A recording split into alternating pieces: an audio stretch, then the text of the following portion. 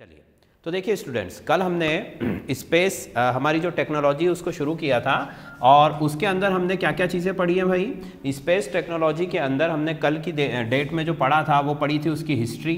ठीक है, हिस्ट्री के बाद हमने उसका थोड़ा सा जो है हिस्ट्री के बाद हमने इम्पोर्टेंट ऑर्गेनाइजेशंस जो हैं, है ना, महत्वपूर्ण जो कंपनियां हैं भारत के अंदर स्पेस से रिलेटेड, उन सभी के बारे में हमने पढ़ा था। दो चीज़ें हम पढ़ चुके हैं। ठीक, चलिए आज हम शुरू करते हैं उसके कुछ टेक्निकल जो वर्ड्स हैं, है ना, स्पेस टेक्नोलॉजी में जो वर्ड यूज होते हैं उन वर्ड्स का मैं मीनिंग आपको बताऊंगा, है ना, और उसी के साथ साथ हम जो जो चीज़ें उसमें आती जाएंगी उसको एक्सप्लेन करते जाएंगे। ठीक है, चलो तो देखो, सबसे पहले एक वर्ड है हमारे पास कि भाई हमने कहा कि हमने सैटेलाइट को ऑर्बिट में भेजा। ठीक है, क्या भेजा? सैटेलाइट को हमने ऑर्बिट में भेजा। तो सबसे पहले ये आता है प्रश्न कि ऑर्बिट क्या होता है ना, ऑर्बिट क्या होता है, ऑर्बिट को हिंदी में हम क्या कहते हैं। ठीक है, तो अब हम ऑर्बिट के ऊपर बात करेंगे।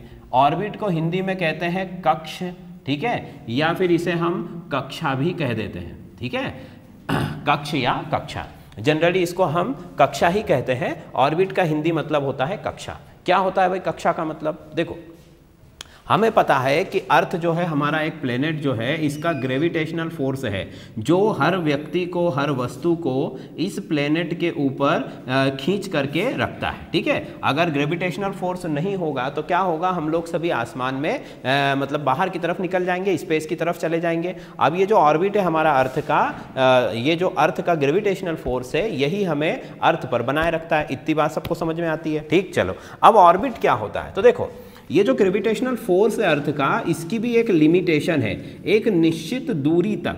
ठीक है, एक निश्चित दूरी तक ही ये वस्तुओं को अपनी तरफ आकर्षित कर सकता है। ठीक है, अब हर प्लेनेट के लिए ये जो आपकी डिस्टेंस है ये अलग अलग है। जैसे कि मान लीजिए मैं कहूँ कि अर्थ के लिए ये डिस्टेंस लगभग कितनी है, 36,000 किलोमीटर। कितनी है? 36,000 किलोमीटर, मतलब कि 36,000 किलोमीटर अप्रॉक्स। ठीक है, 36,000 किलोमीटर वो दूरी है जहां तक अर्थ है हमारी, उसका ग्रेविटेशनल फोर्स काम करता है। ठीक है, मतलब कि अगर इस दूरी तक अर्थ का ऑर्बिट अर्थ का एक प्रॉपर डिस्टेंस है, वो डिस्टेंस कितनी है? 36,000 किलोमीटर। और इसी दूरी तक अर्थ किसी वस्तु को वापस अपनी तरफ खींचने की शक्ति रखती है, या फिर हम यूं कहें कि खींचने की शक्ति से अच्छा वर्ड हम यूज कर सकते हैं कि अर्थ के ग्रेविटेशनल फोर्स का इफेक्ट वहां तक हम महसूस कर सकते हैं। ठीक है, कहां तक? 36,000 किलोमीटर दूर तक। मतलब कि क्या हुआ कि अगर मैंने कोई सैटेलाइट अर्थ से इतनी दूरी पर भेज दिया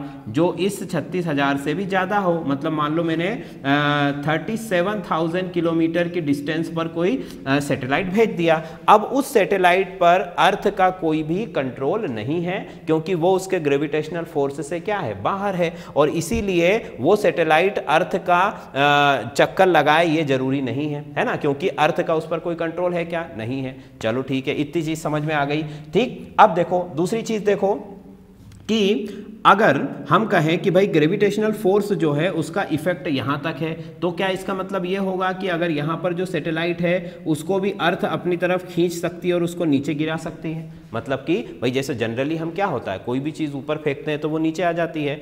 तो क्या इसका मतलब ये है कि 36,000 किलोमीटर की ऊंचाई पर अगर कोई ऑब्जेक्ट है तो भी उसको अर्थ नीचे की तरफ खींच लेगी? तो ऐसा नहीं है। अब देखो, यहीं पर हम ऑर्बिट का कॉन्सेप्ट समझ लो कि देखो, ग्रेविटेशनल फोर्स क्या है? एक वेक्टर है ना, एक बल है, और बल क्या है? एक सदिश राशि है। फिजिक्स में हमने पढ़ा था, है ना, वेक्टर का मतलब होता है सदिश राशि। अब सदिश राशि को जब हम तोड़ते हैं, डिवाइड करते हैं, तो इसके दो फैक्टर बनते हैं। ठीक है, एक कॉस और एक होता है साइन वाला पोर्शन और एक होता है कॉस वाला पोर्शन। मतलब आप यूं समझ लीजिए कि एक हॉरिजॉन्टल पोर्शन है और एक कौन सा है? वर्टिकल पोर्शन है। एक क्षैतिज भाग है और एक कौन सा भाग है? ऊर्ध्वाधर भाग है। मतलब कि ठीक है, अगर मैं अर्थ पर कोई ऑब्जेक्ट ऊपर की तरफ फेंकता हूं तो वो नीचे आ जाता है। ठीक है, बट ऐसी कोई डिस्टेंस तो होगी जब वो ऑब्जेक्ट वापस नीचे नहीं आएगा। ठीक है, पर फिर भी उस पर ग्रेविटेशनल फोर्स लग रहा होगा। ठीक है, बात समझ में आ रही? जैसे कि मान लो मैंने कोई भी ऑब्जेक्ट ऊपर फेंका और वो यहां पर आकर के अटक गया, है ना, वो अर्थ उसको नीचे नहीं खींच पा रही है। अब क्यों नहीं खींच पा रही है? क्योंकि ग्रेविटेशनल फोर्स इतना ज्यादा नहीं है कि अर्थ उसको अपनी तरफ वापस खींच ले, और इतना कम भी नहीं है कि वो ऑब्जेक्ट बाहर स्पेस में चला जाए। दोनों के बीच की स्थिति है। मतलब कि इस 36,000 किलोमीटर और अर्थ का सरफेस से थोड़ी सी हम बात करें ऊंचाई तक, है ना, जैसे कि अगर मैं कह दूं कि हमारा एटमॉस्फेयर 20 किलोमीटर है तो हम 100, 150 या 200 किलोमीटर के आसपास मान लेते हैं, है ना। 200 किलोमीटर से लेकर के 36,000 किलोमीटर का जो एरिया है, इसके बीच में अगर हम किसी ऑब्जेक्ट को भेजते हैं तो अर्थ का ग्रेविटेशनल फोर्स उस पर भी लगेगा, पर वो इतना कम होगा कि वो उसको वापस खींच नहीं सकती है। ठीक, पर इतना कम भी नहीं होगा कि वो उसको स्पेस में कहीं चले जाने दे अपनी मर्जी से। ठीक है, और इसी बीच की स्थिति को ही हम क्या कहते हैं? ऑर्बिट। कहने का मतलब कि ऑर्बिट क्या है? ऑर्बिट एक ऐसा वृत्ताकार रास्ता है, एक ऐसा सर्कुलर पाथ है जिस पर कोई भी ऑब्जेक्ट किसी दूसरे ऑब्जेक्ट का चक्कर लगाता है। ठीक है, जैसे ये अर्थ है, ये अर्थ का एक ऑर्बिट है। ठीक, और ऑर्बिट में मान लो कोई ऑब्जेक्ट है जैसे हमारा सैटेलाइट, वो इस अर्थ के ऑर्बिट के क्या कर रहा है? चक्कर लगा रहा है। ठीक, अब ये ऑर्बिट की दूरी अर्थ से अलग अलग हो सकती है। एक मैंने रेंज आपको बता दी कि 200 से लेके 36,000 किलोमीटर तक कुछ भी हो सकती है। ठीक है, बस आपको ध्यान क्या रखना है कि वो फोर्स इतना ज्यादा भी नहीं, आपको ऐसी जगह पर उस चीज को रखना है कि अर्थ जो है उसको अंदर भी ना खींच सके और बाहर भी ना जाने दे सके, बीच की स्थिति में लटक गया है। वो जो लटकने वाली स्थिति है उसी को हम कहेंगे ऑर्बिट, जहां पर अर्थ का जो ग्रेविटेशनल फोर्स है उसका एक जो पोर्शन होता है, ठीक है, कॉस वाला पोर्शन, ठीक है, वो क्या हो जाता है? वो काम नहीं करता है, केवल एक ही पोर्शन काम करता है, एफ साइन वाला। ठीक है, और इसीलिए वो ऑब्जेक्ट बीच में हैंग हो जाता है, लटक जाता है। ठीक, इतनी ज्यादा फिजिक्स में जाने की जरूरत हमें नहीं है। तो बात समझ में आ गई, ये ऑर्बिट होता है। अब देखो, जैसे कि प्रोटॉन और न्यूट्रॉन केंद्र न्यूक्लियस में होते हैं और उसके चारों तरफ इलेक्ट्रॉन चक्कर लगाते हैं, तो वो इलेक्ट्रॉन का ऑर्बिट हो गया। ठीक, अब देखो सैटेलाइट के लिए हम 3 तरीके के ऑर्बिट यूज करते हैं। ठीक, अब यहां से हमारे काम की बात, ये तो मैंने थोड़ा सा एक्सप्लेन कर दिया आपको। अब सैटेलाइट के लिए हम 3 तरीके के ऑर्बिट यूज करते हैं, 3 तरीके की कक्षाओं का उपयोग किया जाता है। ठीक है, तो मैं यहां पर लिख देता हूं, इसको क्लासिफिकेशन आप लिख सकते हो, क्लासिफिकेशन ऑफ ऑर्बिट, है ना, क्लासिफिकेशन ऑफ ऑर्बिट। ओके, वर्गीकरण। पहला वर्गीकरण क्या है भाई? Lower earth orbit. इसका नाम क्या हो गया? Lower earth orbit. ठीक, हिंदी में इसको क्या कहेंगे हम? अर्थ ऑर्बिट मतलब पृथ्वी की कक्षाएं, लोअर का मतलब निचली कक्षाएं। ठीक है, निचली कक्षाएं। अब इसका मतलब अभी मैं समझाऊंगा सबका डिटेल में, है ना। दूसरा ऑर्बिट होता है मीडियम अर्थ ऑर्बिट या मिडिल अर्थ ऑर्बिट भी कहते हैं इसको। ठीक, मतलब कि मध्यम वाली कक्षाएं, मध्यम दूरी की कक्षाएं। ठीक, और तीसरा होता है आपका जियो, है ना। इसका मतलब क्या होता है भाई? जियो सिंक्रोनस अर्थ ऑर्बिट। ठीक है, इसका पूरा नाम क्या है? जियो सिंक्रोनस अर्थ ऑर्बिट। हिंदी में इसको कहते हैं भू स्थैतिक या भूतुल्यकारी कह लो अभी तो, है ना, भूतुल्यकारी कक्षाएं। बात समझ में आ गई? तो देखो, पहली कक्षा कौन सी है? निचली कक्षा। दूसरी कौन सी है? मध्यम। और तीसरी कौन सी है? भूतुल्यकारी या जियो स्टेशनरी। बात समझ में आ रही इतनी बात? अब देखो, इसको समझ लो जरा, एक ही एग्जाम्पल से मैं आपको सभी समझा देता हूं। ये रहा मेरा अर्थ। ठीक है, हमने कहा कि भाई अर्थ से लेके, अभी मैं इसको 2 मिनट के लिए मिटा रहा हूं, है ना, अर्थ से 36,000 किलोमीटर ऊपर तक। ठीक है, 36,000 किलोमीटर मतलब कि 100, 150 से लेकर के 36,000 किलोमीटर बीच का ये जितना भी एरिया है, इसमें से आप इसको किसी को भी ऑर्बिट बना सकते हो। ठीक, अब देखो, लोअर अर्थ ऑर्बिट जो है वो ऐसे ऑर्बिट है ना, जिनकी दूरी पृथ्वी की सतह से बहुत कम होती है ना। कितनी दूरी होती है भाई इनकी पृथ्वी की सतह से? इनकी पृथ्वी की सतह से आप मान लीजिए कि 200 से लेकर के 2000 किलोमीटर तक होती है, बस। ठीक है, कितनी होती है? 200 से लेकर के 2000 किलोमीटर ऊपर तक। जैसे मैं यहाँ सरफेस पर खड़ा हूँ तो यहाँ सरफेस से मुझे 200 किलोमीटर तक तो ऊपर जाना ही पड़ेगा। क्यों? क्योंकि उतनी दूरी तक तो अर्थ का ग्रेविटेशनल फोर्स बहुत शक्तिशाली है। उतनी दूरी पर अगर मैं 200 से नीचे या 150 से नीचे कोई सैटेलाइट रखूंगा तो वो तो तुरंत नीचे गिर जाएगा पृथ्वी की कक्षा में। या फिर दूसरी, हाँ बोलो। देखो भाई, इस टॉपिक पर अलग अलग तरीके से क्वेश्चन बन सकते हैं। अब पहला क्वेश्चन मैं आपको ये बता सकता हूं कि देखो, जैसे उन्होंने कहा, एक प्रश्न दे दिया आपको कि भाई भूतुल्यकारी कक्षा की ऊंचाई कितनी होती है। आपको 4 ऑप्शन दे दिए जाएंगे, आपको ऑप्शन में अलग अलग वैल्यूज दे दी जाएंगी। आपको अगर पता होगा कि भूतुल्यकारी होता क्या है तो आप बता दोगे, ठीक है। उसी तरीके से कक्षा की ऊंचाई पूछी जा सकती है। कक्षा की ऊंचाई के बाद इन सभी ऑर्बिट में अलग अलग प्रकार के सैटेलाइट होते हैं। तो मान लो आपको एक सैटेलाइट का नाम दे दिया और आपसे पूछ लिया गया कि भाई ये सैटेलाइट किस कक्षा में छोड़ा जाता है ना, सबसे लोअर में छोड़ा जाता है, मिडिल में छोड़ा जाता है या जियो स्टेशनरी में छोड़ा जाता है। तो उसके लिए हमें ये तीनों कक्षाएं पता होनी चाहिए, ठीक है। इस तरीके से हम लास्ट में एमसीक्यू भी कर लेंगे इसके, है ना। तो अभी आप समझने पर थोड़ा सा ध्यान दीजिए, क्योंकि देखो समझने से आपको कई सारे क्वेश्चंस एक साथ कवर करने की कैपेसिटी आप में आ जाएगी। हमको सिर्फ एमसीक्यू रटना नहीं है। तो देखो, अब ये हो गई बात, समझ में आ गई।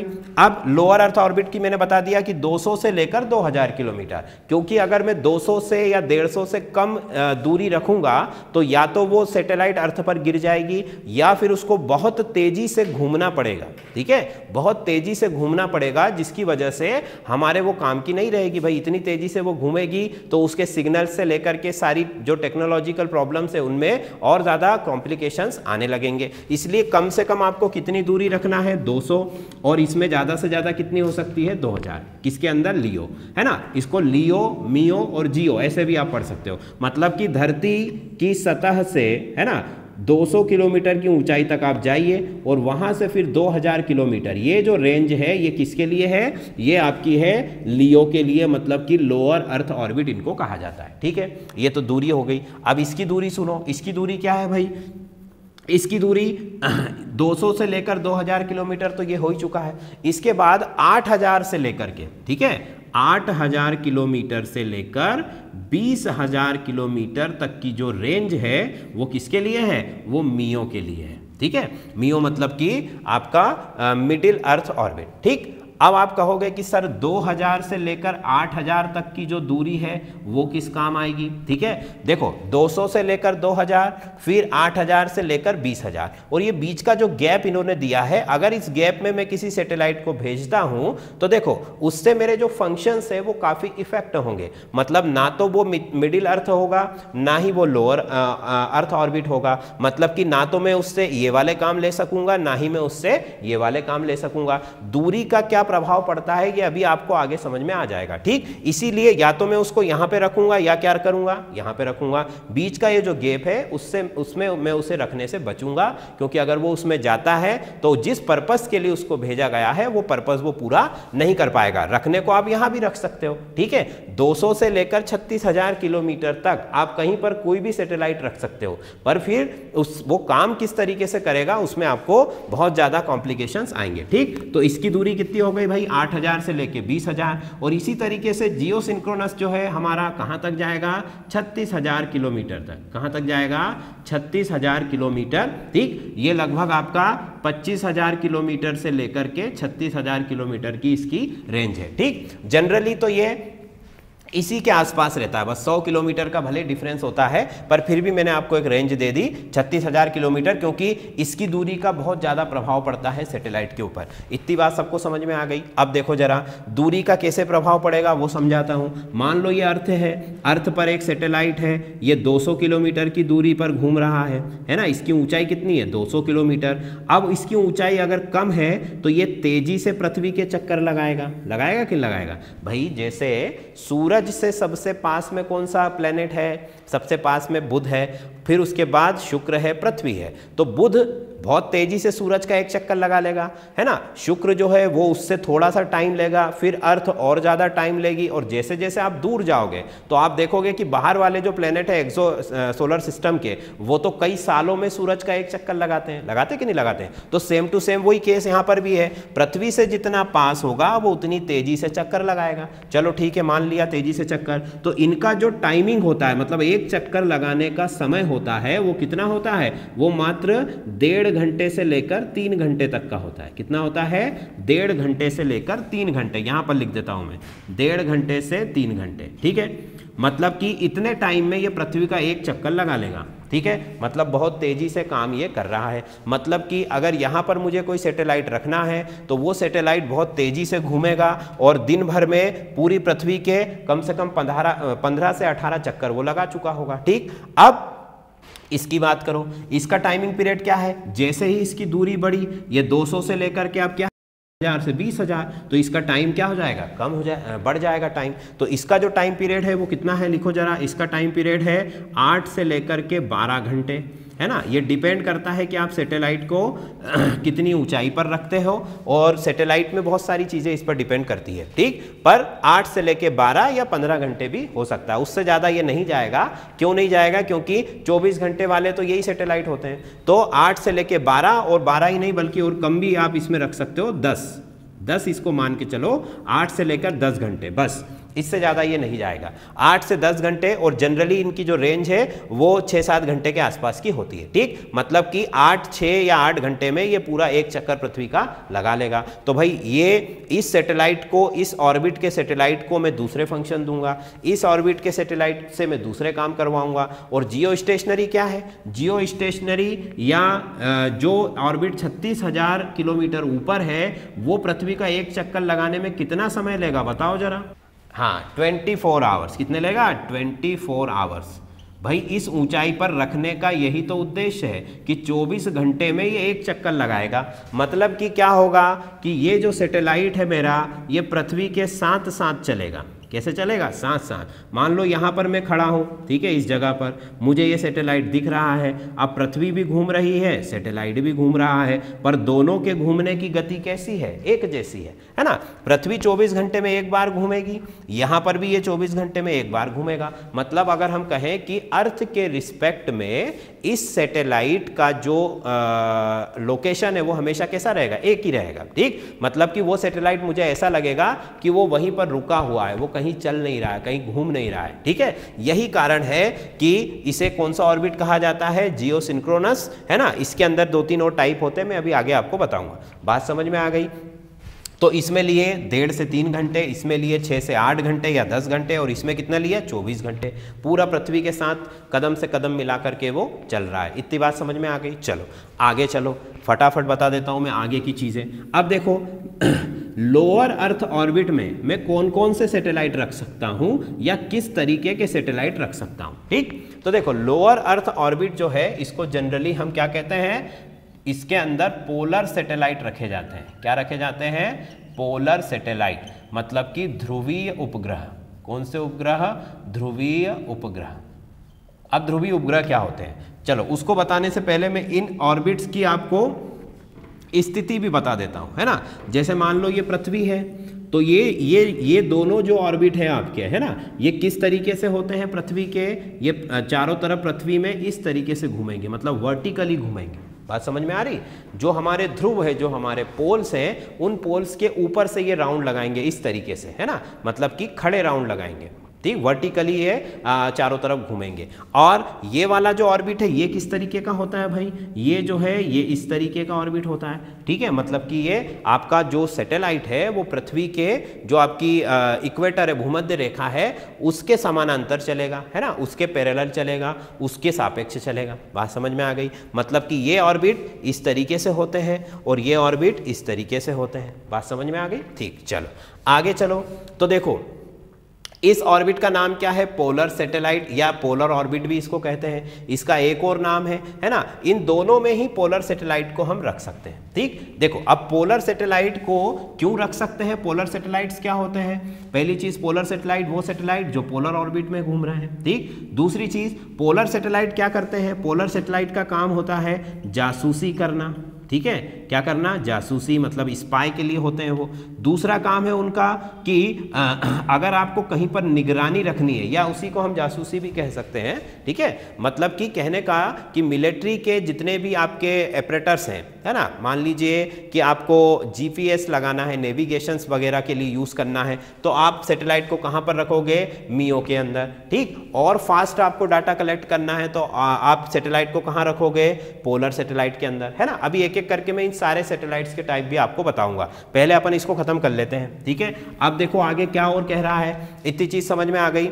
ये जो सैटेलाइट है या ये जो अर्थ का ऑर्बिट है, ये क्या होता है? हमेशा इसको ये सन सिंक्रोनस भी इसको कहा जाता है। ठीक है, इसका एक और नाम क्या है? नाम को अच्छे से ध्यान रखना, किसी भी नाम से पूछा जाता है ना। सन सिंक्रोनस। ठीक है, मतलब कि सूर्य तुल्य है। ये किसके तुल्य है? सूर्य तुल्य। ये किसके तुल्य था? भू तुल्य। भू मतलब पृथ्वी, तुल्य मतलब तुल्य, तुल्य मतलब उसके समान। ठीक है, सूर्य तुल्य का क्या मतलब है?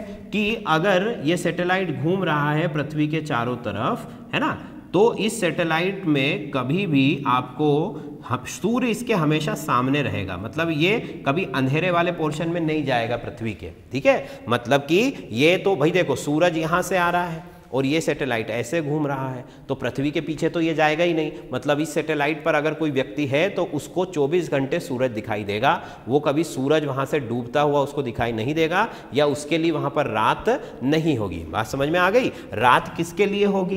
कि भाई ये पृथ्वी है, यहाँ सूरज है। अब वो सैटेलाइट अगर पृथ्वी के पीछे की तरफ जाएगा तो उसमें अंधेरा होगा, पर ये सैटेलाइट तो क्या है? सामने की तरफ घूम रहा है, इसीलिए इसमें कभी भी अंधेरा होगा क्या? नहीं होगा। इसीलिए इसको हम क्या कहते हैं? कि ये सूर्य के तुल्य है। बात समझ में आ गई इतनी? ठीक, तो ये सूर्य के तुल्य है, ये वाले भी सूर्य के तुल्य है, और ये वाला कौन सा है? भूतुल्य है। भूतुल्य का मतलब जियोसिंक्रोनस, और सूर्य तुल्य का मतलब क्या है? सन सिंक्रोनस। ठीक, तो इसके क्या क्या नाम हो गए? लोअर अर्थ ऑर्बिट, ठीक है, ध्रुवीय ऑर्बिट मतलब कि पोलर ऑर्बिट, और एक सन सिंक्रोनस ऑर्बिट। ठीक, इनके क्या क्या नाम हो गए? जियो सिंक्रोनस हो गया, ठीक है, भूतुल्यकारी हो गया, इसके भी दो नाम हो गए। बात समझ में आ गई? चलो अब देखो आगे, ये जो जियो सिंक्रोनस है इसके अंदर एक दो चीजें और समझ लो, है ना। उसी में आपके जब सैटेलाइट्स में पढ़ाऊंगा तो फिर आपको बार बार बताने की जरूरत नहीं पड़ेगी। देखो, जियो सिंक्रोनस में भी दो टाइप होते हैं। ठीक है, या यूं कहें कि ये जो जियो ऑर्बिट है इसमें दो तरीके के मैं ऑर्बिट यहाँ पर आपको बता सकता हूँ। देखो, ये रही अर्थ मेरी। एक तो मैंने बताया कि भाई ये मेरा इक्वेटर है, भूमध्य रेखा है, बिल्कुल इस भूमध्य रेखा के ऊपर ही वो ऑर्बिट घूम रहा है। क्या कर रहा है? बिल्कुल भूमध्य रेखा के ऊपर ही वो घूम रहा है। मतलब कि भूमध्य रेखा और उस ऑर्बिट की जो कक्ष है ना, वो जो ऑर्बिट है उसके बीच में एंगल कितना है? उसके बीच में एंगल है 0 डिग्री का। कितने डिग्री का है? 0 डिग्री का। इतनी बात समझ में आ गई? तो उसको मैं क्या कहूँगा? उसको मैं कहूँगा जियो स्टेशनरी ऑर्बिट। क्या कहूँगा? जियो स्टेशनरी। ठीक है, मतलब कि बिल्कुल ये पृथ्वी के सापेक्ष हमेशा स्थिर रहेगा। ठीक है, हालांकि ये सभी पृथ्वी के सापेक्ष स्थिर ही है। तो एक तो हो गया कौन सा? कि भूतुल्य, सॉरी, एक इक्वेटर के बिल्कुल सापेक्ष चल रहा है, और दूसरे कैसे हो जाएंगे भाई? कोई ऑर्बिट ऐसे भी तो चल सकता है, कोई सैटेलाइट, है ना, कोई सैटेलाइट ऐसे भी चल सकता है ना। ऐसे नहीं चलाना है हमको, नहीं तो क्या हो जाएगा? वो पोलर बन जाएगा। ठीक, मतलब कि या तो सीधा का सीधा इक्वेटर से 0 डिग्री एंगल बना रहा हो, या फिर 0 से लेकर के ये 35 डिग्री तक के एंगल को भी हम किसमें इंक्लूड करेंगे? जियो सिंक्रोनस में। ठीक, मतलब कि ये देखो, एक ऑर्बिट तो ये हो गया, एक ऑर्बिट मेरा ये हो गया, है ना, एक ऑर्बिट मेरा ये हो गया, इस तरीके से। तो या तो इक्वेटर के साथ चल रहा है या इक्वेटर से कुछ एंगल बनाकर चल रहा है, उसको मैं क्या कहूँगा? जियो सिंक्रोनस, या उसको हम कहेंगे कि भूतुल्यकारी है, वो पृथ्वी के सापेक्ष साथ साथ में चल रहा है। अब देखो भाई, इसको इतनी दूर रखने की क्या जरूरत है? है ना, कोई सैटेलाइट को 36,000 किलोमीटर, बहुत दूरी होती है ना, 36,000 किलोमीटर इतनी दूर रखने की इसको सैटेलाइट को क्या जरूरत है। तो देखो, जब मैं यहाँ पर सैटेलाइट किस प्रकार के छोड़े जाते हैं, यहाँ तो मैंने आपको बता दिया कि लोअर अर्थ ऑर्बिट में कौन से सैटेलाइट्स होते हैं। लोअर अर्थ ऑर्बिट में स्पाई के, जासूसी के लिए या मिलिट्री के जो आपके सैटेलाइट फोन वगैरह होते हैं, है ना, मिलिट्री के यूज के लिए सैटेलाइट लगाए जाते हैं। बीच वाले जो सैटेलाइट है वो किसके लिए लगाए जाते हैं, वो जीपीएस के लिए लगाए जाते हैं, है ना, जीपीएस के लिए, मतलब ग्लोबल प्रिंटिंग सिस्टम के लिए लगाए जाते हैं। ये भी मैं अभी आपको बताऊंगा, जीपीएस, ठीक। और ये वाला जो सैटेलाइट है ये किसके लिए लगाया जाता है भाई, ये लगाया जाता है टेलीकम्युनिकेशन। टेलीकम्युनिकेशन मतलब कि दूर संचार उपग्रह, दूर संचार के लिए, ठीक है, दूर संचार के लिए। ये वाले, इसका अगर मैं नाम बताऊं तो यहां पर होते हैं रिमोट सेंसिंग सैटेलाइट। कौन से सैटेलाइट, रिमोट सेंसिंग मतलब कि दूर संवेदी उपग्रह। तीनों में अंतर समझ में आ रहा है, दूर संवेदी, जीपीएस और दूर संचार, ठीक, मतलब कि रिमोट सेंसिंग, जीपीएस और टेलीकम्युनिकेशन, ठीक है। अब इनमें कैसे कैसे अंतर होता है वो देखो। अगर मान लो, है ना, इसके अंदर हम क्या क्या चीजें करते हैं तो लिख लो, टीवी, है ना, फोन या रेडियो, इस तरीके की चीजें इससे ऑपरेट होती है, ठीक। अब इसी से ही क्यों ऑपरेट करवा रहा हूं मैं टीवी को, है ना, मैं इससे क्यों नहीं करवा रहा हूं, क्योंकि ये तो पास में है ना, बहुत ज़्यादा अच्छा सिग्नल मुझे मिल सकता है। और दूसरी चीज़ कि उसको भेजने में खर्च भी कम लगेगा, क्योंकि यहाँ पर अगर मैं सैटेलाइट को भेजूंगा तो बहुत दूर है, और बहुत दूर है तो वहाँ पर क्या होगा, वहाँ पर मुझे ज़्यादा उसके लिए खर्च करना पड़ेगा। पर यहाँ पर तो सस्ते में काम हो जाएगा। फिर भी मैं उसको इतनी दूर क्यों भेज रहा हूँ, बता सकता है क्या कोई? इतनी चीज़ें समझने के बाद कोई दिमाग में आ रही है चीज़, कोई दिमाग लगा पा रहा है कि ऐसा क्यों हो सकता है, ऐसा क्यों किया जाता है? देखो उसका रीज़न, हाँ ये ठीक है। देखो अब आप समझो जरा कि ये अर्थ है मेरा, और इस अर्थ के ऊपर एक सैटेलाइट मेरा है लोअर अर्थ में, एक सैटेलाइट है मिडिल में, और एक सैटेलाइट है ऊपर। तो आप मुझे बताओ कि कौन सा सैटेलाइट ज़्यादा एरिया को कवर करेगा? भाई ये जो सैटेलाइट है ये इतने एरिया को कवर करेगा पृथ्वी के, ऊपर वाला सैटेलाइट और ज़्यादा एरिया कवर करेगा, और ऊपर वाला सैटेलाइट और ज़्यादा एरिया कवर करेगा। तो एक रीज़न तो आपको समझ में आ गया कि अगर मैं जितनी ऊंचाई पर सैटेलाइट रखूंगा तो मुझे उतने ही कम सैटेलाइट रखना पड़ेंगे पूरी पृथ्वी के लिए, ठीक है। मान लो कि अगर मैं 36,000 किलोमीटर की ऊंचाई पर सैटेलाइट को रखता हूं तो पूरी पृथ्वी को कवर करने के लिए मुझे सिर्फ 3 सैटेलाइट चाहिए, ठीक है। कितने सैटेलाइट चाहिए? सिर्फ 3। एक सैटेलाइट यहाँ पर, एक सैटेलाइट यहाँ पर, और एक सैटेलाइट यहाँ पर। केवल 3 सैटेलाइट पूरी अर्थ को कवर कर सकते हैं अगर मैं उनको कहाँ रखूँ? 36,000 किलोमीटर की ऊंचाई पर, ठीक है। क्यों? क्योंकि वो तो पृथ्वी के साथ ही चल रहा है, पृथ्वी को छोड़ ही नहीं रहा है। भाई जैसे अगर आपने टीवी चलाई और टीवी अगर मान लो पोलर सैटेलाइट से चल रही है ना, तो पोलर सैटेलाइट तो क्या है, मान लो आप यहाँ रहते हो और ये सैटेलाइट है। अब ये सैटेलाइट तो 1.5 घंटे में घूम रहा है फटाफट, तो मान लो कि 1.5 घंटे में आपके पास आने में वो वापस 24 घंटे के अंदर कितने चक्कर लगा लेगा वो? 24 घंटे के अंदर वो 15-18 चक्कर लगा लेगा। मतलब कि अगर आप टीवी देखने बैठे, है ना, और वो सैटेलाइट आपके ऊपर से निकला तब तो आप कुछ देख पा रहे हैं, और जैसे ही वो सैटेलाइट गया तो आपकी टीवी में फिर से क्या आ जाएगा? नेटवर्क खत्म, है ना। मतलब कि अगर सैटेलाइट बार बार इस तरीके से इसके सामने से निकल के जाएगा तो टीवी चल पाएगी क्या? नहीं चल पाएगी।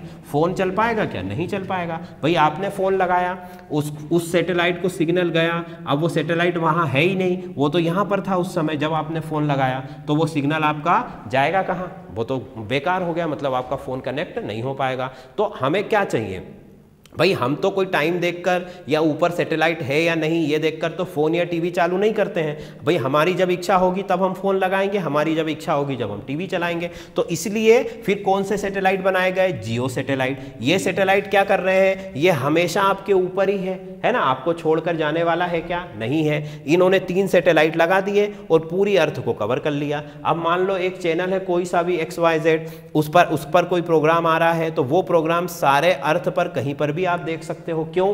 क्योंकि सब सैटेलाइट 3 सैटेलाइट ने पूरी अर्थ को क्या कर रखा है, कवर कर रखा है।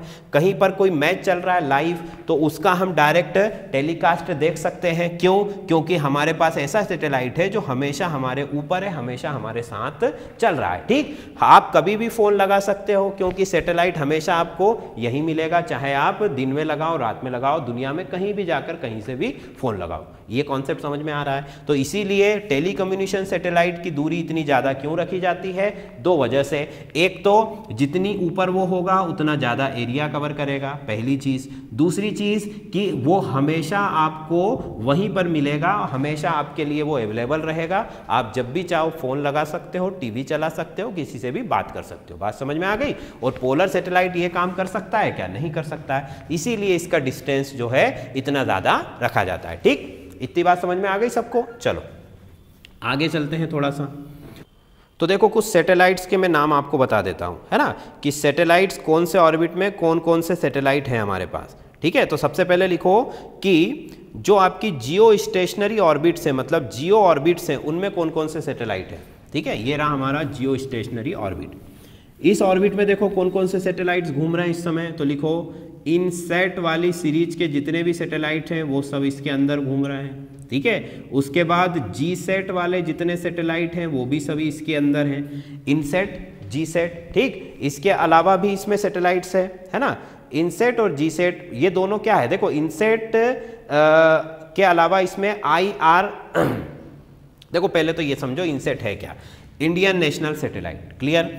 अब चूंकि ये सीरीज इसकी बहुत बड़ी थी, इसमें अलग अलग कॉम्प्लिकेटेड नाम इसको रखने पड़ते थे हर मिशन में, इसलिए उन्होंने शॉर्ट करके उसको क्या कर दिया, जी सेट। जी का मतलब है यहाँ पर जियो स्टेशनरी। ठीक, तो जियो स्टेशनरी सैटेलाइट। ठीक है, आप जियो स्टेशनरी सैटेलाइट में जो है आप इसको 1 2 3 4 ऐसे नाम वो देते चले गए, मतलब कि उसका सिंप्लीफिकेशन थोड़ा सा कर दिया सिर्फ नाम के लिए। बात समझ में आ गई? मतलब कि जियो स्टेशनरी ऑर्बिट की अगर मैं बात करूं, ठीक है, तो वहां पर इस तरीके के सैटेलाइट्स आपको देखने को मिलेंगे। ठीक, फिर मैं अगर मिडिल की बात करूं, यहां पर मुझे कौन कौन से सैटेलाइट देखने को मिलेंगे, तो मिडिल में आप देखो सबसे पहले नेविगेशन वाले सैटेलाइट।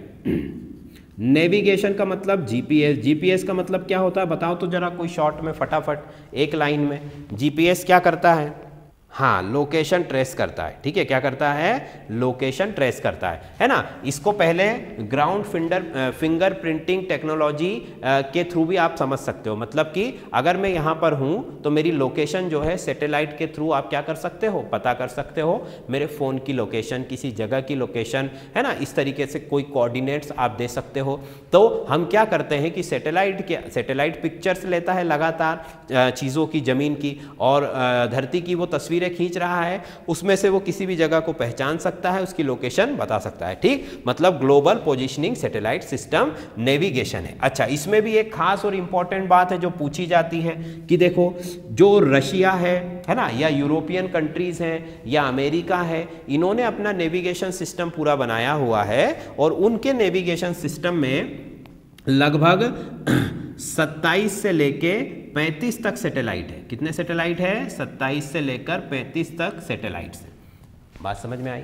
पर हमारा जो नेविगेशन सिस्टम है उसके सारे सैटेलाइट जो है वो इस ऑर्बिट में है ही नहीं, है ना। मियो के अंदर हम वो सैटेलाइट को नहीं छोड़े हैं, हम कहाँ पर रखे हैं? उनको जियो के अंदर रखे हैं। ठीक है, मतलब दुनिया भर के जितने भी देश हैं उनके नेविगेशन सैटेलाइट कौन से ऑर्बिट में है? मियो में, मिडिल अर्थ ऑर्बिट में। पर हमारे भारत के नेविगेशन सैटेलाइट किस ऑर्बिट में है? जियो के अंदर। भारत ने ऐसा क्यों किया भाई? सारी दुनिया ने यहाँ पर अपने और सैटेलाइट छोड़े हैं और भारत ने यहाँ पर क्यों छोड़ा? उसका रीज़न क्या है कि दुनिया ने 27 से लेके 35 या 25 से लेके 35 तक सैटेलाइट के थ्रू एक देश ने अपना पूरा नेविगेशन सिस्टम बनाया। भाई देखो होता क्या है कि जैसे ये अर्थ है, हमने अभी कहा कि ये तो 3 घंटे में पूरा 3 या 5 घंटे में ये पूरा एक चक्कर लगा के आ जाएगा, है ना। तो मतलब उनको यहाँ पर कम से कम 25 या 28 ऐसे सैटेलाइट रखने पड़ेंगे जिसकी वजह से वो पूरी अर्थ को कवर कर पाएंगे। बात समझ में आई कि नहीं आई? एक सैटेलाइट जाएगा उसकी जगह पर दूसरा आ जाएगा, दूसरा जाएगा उसकी जगह पर तीसरा आ जाएगा। मतलब पर्टिकुलर एक पॉइंट को लगातार देखने के लिए उनको कितने सैटेलाइट लगाने पड़ रहे हैं? 30 से 35, और भारत ने वही काम केवल कितने सैटेलाइट में कर लिया? 7 सैटेलाइट्स। नहीं, 3 तो वो टेलीकम्युनिकेशन के लिए है ना। नेविगेशन वाले सैटेलाइट भी हमारे कहाँ पर है? यहीं पर है, जियो के अंदर। और कितने सैटेलाइट है वो? 7 है ना, 7 सैटेलाइट। 3 से भी काम हो सकता है, पर उसमें सिग्नल्स का और बहुत सारी चीज़ों का इशू आता है। तो 7 सैटेलाइट के द्वारा भारत ने अपना नेविगेशन सिस्टम बना डाला। क्यों?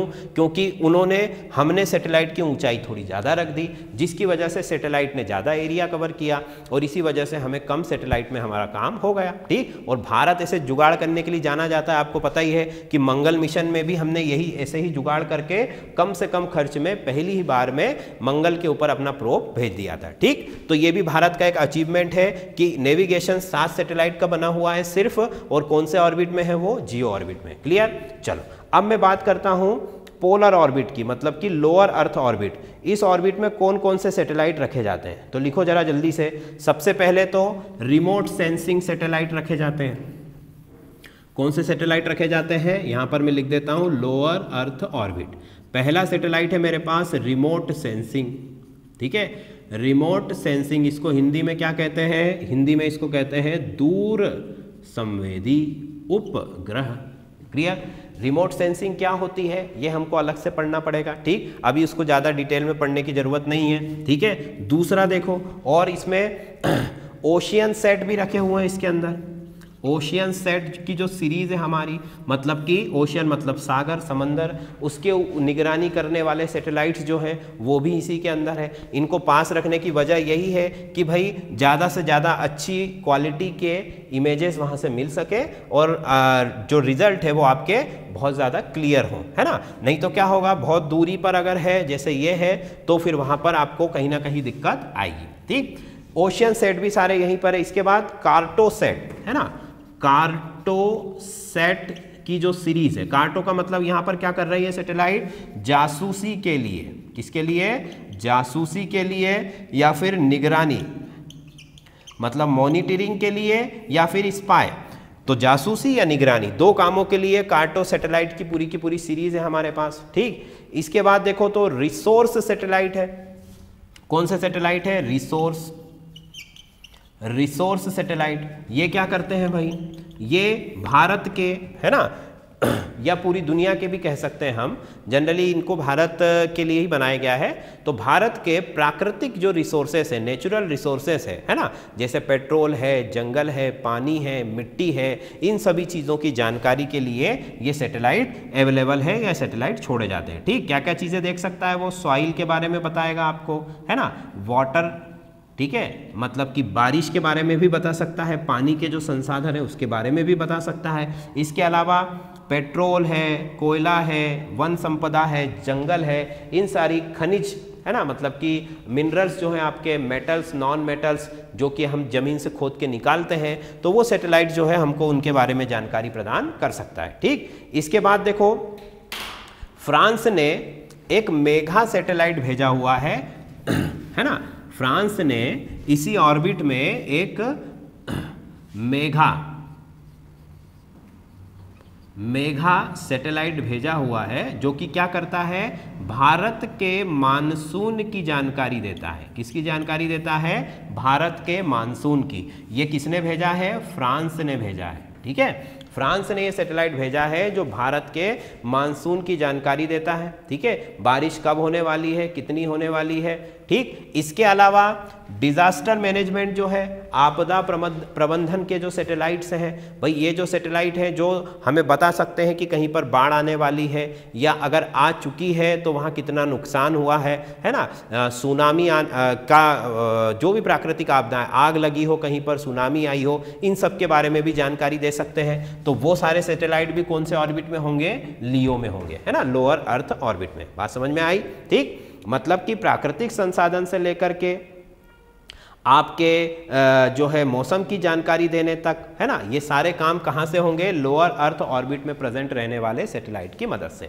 बात समझ में आ गई स्टूडेंट, है ना? तो अब मैं फिर से एक बार फटाफट से आपको बता रहा हूँ कि ऑर्बिट कितने टाइप के हैं? 3 टाइप के हैं, है ना? ये लोअर, इसकी दूरी सबसे कम 200 से 2000, इसकी दूरी 8000 से 20000, इसकी दूरी 36000, ठीक। इसके बाद इसमें कौन कौन से सैटेलाइट है ये नाम लिखे हुए हैं। इसमें क्या क्या है? इसमें जीपीएस नेविगेशन सैटेलाइट्स हैं। इसमें कौन कौन से सैटेलाइट है? इनसेट और जीसेट वाले, ठीक। ये सैटेलाइट दूरी के हिसाब से अपना अलग अलग काम करते हैं। ये सैटेलाइट दूर संचार के हैं, ये सैटेलाइट आपका जो है दूर संवेदन के लिए, है ना, टेलीकम्युनिकेशन, टीवी फोन के लिए, और ये इतने सारे कामों के लिए हैं, ठीक है। इसके अलावा अब हम इस टेक्नोलॉजी में क्या पढ़ने वाले हैं? देखो, इसके अलावा हमें पढ़ना पड़ेगा जो हमारे प्रोपल्शन सिस्टम है, मतलब कि रॉकेट्स हैं, उनके बारे में पढ़ना पड़ेगा। इसके अलावा हमें सैटेलाइट के बारे में और थोड़ा सा मैं आपको डिटेलिंग बता दूंगा कि सैटेलाइट कितने टाइप्स के हैं, कौन कौन सी सीरीज़ हैं, भारत ने कब कौन सा सैटेलाइट छोड़ा, है ना, पूरा एक हम चार्ट बना लेंगे तो आपको याद करने में आसानी हो जाएगी, ठीक है स्टूडेंट। तो आज के लिए इतना हमारा जो है कंप्लीट हो चुका है। अगर इसमें से आपको कुछ पूछना हो तो आप पूछ सकते हो, बताओ भाई फटाफट।